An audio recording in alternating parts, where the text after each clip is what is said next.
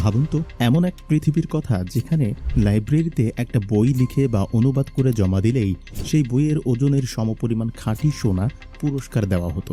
কোনো রূপকথা নয়, আজ থেকে 1200 বছর আগে এই অবিশ্বাস্য কাণ্ডটাই ঘটত বাগদাদের বাইতুল হিকমাহ বা হাউস অফ উইজডমে। পৃথিবীর ইতিহাসের সবচেয়ে বড় জ্ঞানভিত্তিক প্রজেক্ট ছিল এটি, যাকে আমরা চিনি দ্য গ্রেট ট্রান্সলেশন মুভমেন্ট নামে। গ্রিক, সংস্কৃত, পার্সিয়ান, পৃথিবীর যে কোনো প্রান্তের মূল্যবান জ্ঞানকে আরবিতে রূপান্তর করার এক উন্মাদনা তৈরি হয়েছিল তখন।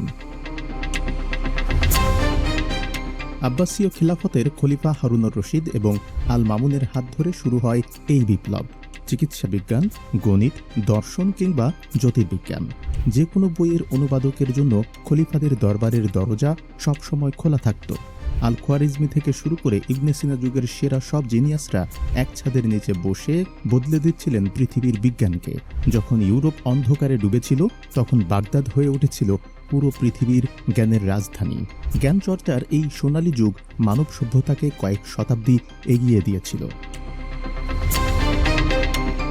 কিন্তু রাজনীতি আর ক্ষমতার লোভ কোনোদিন সভ্যতার ভালো সহ্য করতে পারেনি। 1258 সাল হালাকু খানের নেতৃত্বে বাগদাদে ধেয়ে আসে নিষ্ঠুর মঙ্গল বাহিনী। মঙ্গলরা শুধু একটি সাম্রাজ্য দখল করতে চায়নি, তারা চেয়েছিল মুসলিমদের রাজনৈতিক ও মনস্তাত্ত্বিক মেরুদণ্ড চিরতরে ভেঙে দিতে। আর তার জন্য তারা বেছে নেয় সবচেয়ে নিষ্ঠুর পথ। তারা আক্রমণ করে বসে বাইতুল হিকমাতে।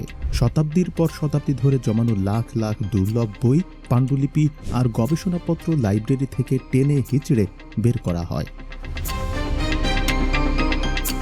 এরপর যা ঘটেছিল তা মানব ইতিহাসের সবচেয়ে বড় ট্র্যাজেডি। মঙ্গলরা সেই লাখ লাখ বই ছুঁড়ে ফেলে দেয় টাইগ্রিস নদীর বুকে। ইতিহাসবিদরা বলেন, বইয়ের সংখ্যা এত বেশি ছিল যে নদীর উপর বই দিয়ে সেতু তৈরি হয়ে গিয়েছিল, যার উপর দিয়ে মঙ্গল ঘোড়সাওয়াররা পার হতো। আর বইয়ের কালিতে টাইগ্রিস নদীর পানি নাকি সম্পূর্ণ কালো হয়ে গিয়েছিল।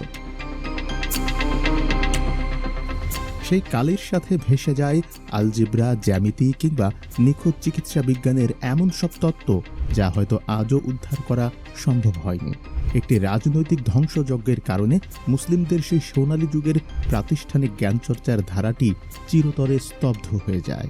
টাইগ্রিসের পানি আজও হয়তো পরিষ্কার, কিন্তু মানব সভ্যতা সেদিন যে জ্ঞান হারিয়েছে তার ক্ষতিপূরণ আজও কি সম্ভব হয়েছে?